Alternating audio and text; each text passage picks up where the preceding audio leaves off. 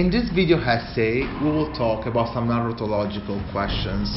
In particular, we will use the word of David Bordwell to present the topic of knowledge. Then we will use the film Burn After Reading as an example to describe it. Let's start.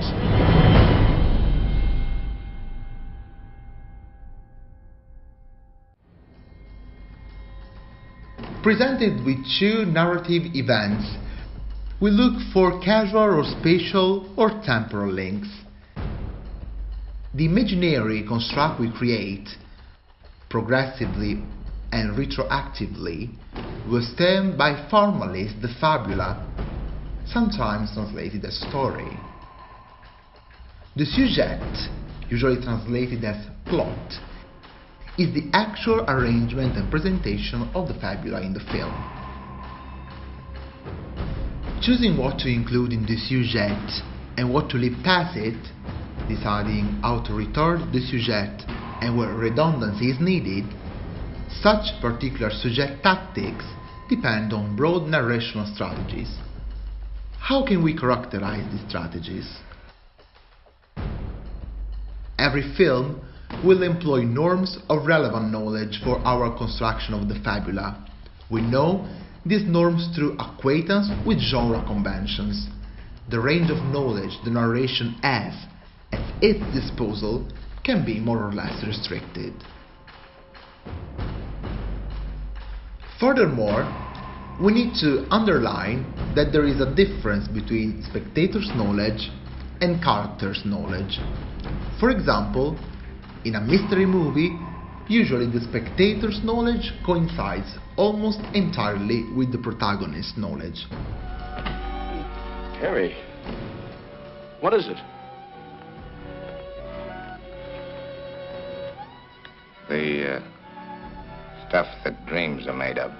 In a comedy, on the other hand, spectator's knowledge is bigger than the character in action's knowledge. Hi, Doc. Say, Baxter, the way you're belting that stuff, you must have a pair of cast iron kidneys. Well, that's not me.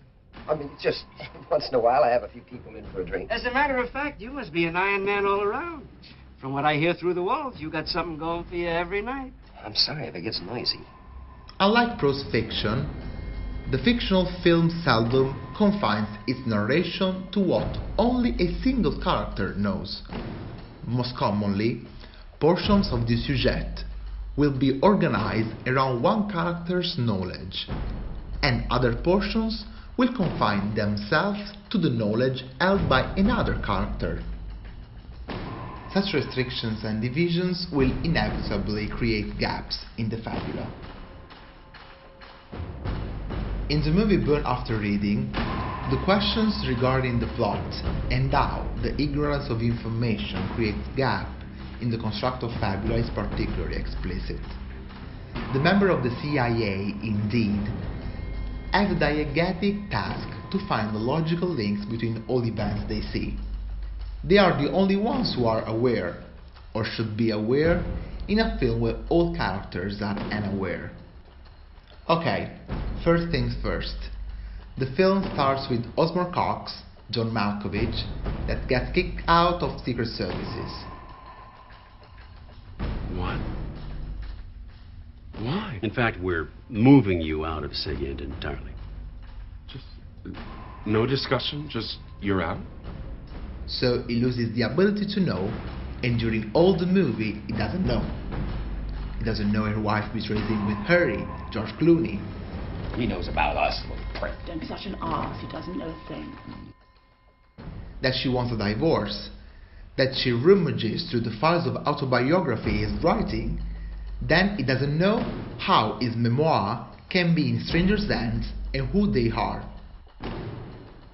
What documents are you talking about?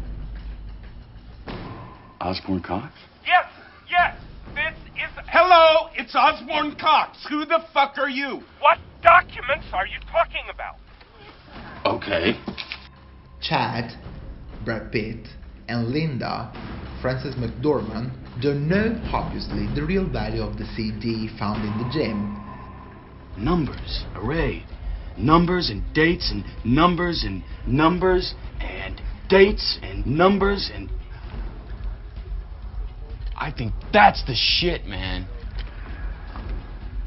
The raw intelligence. They don't know Osborne Cox is now a small-time personality, but however dangerous, and that their wife kicked him out of the house where she lives together with Harry, a cop.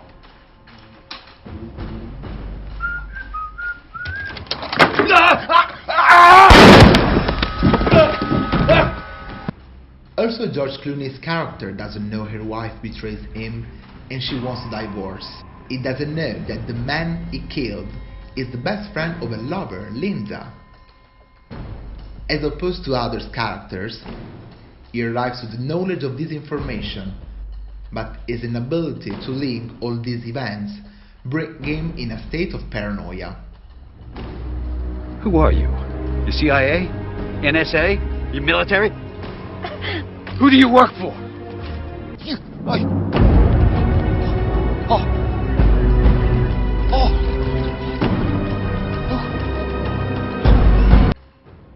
For their ignorance, the characters came across coherent situations that are bigger than them, so they perform a number of actions that don't have realistic motivation. CIA has to link all as doing a puzzle whose pieces fit together with difficulty. Jesus fucking Christ. Yeah.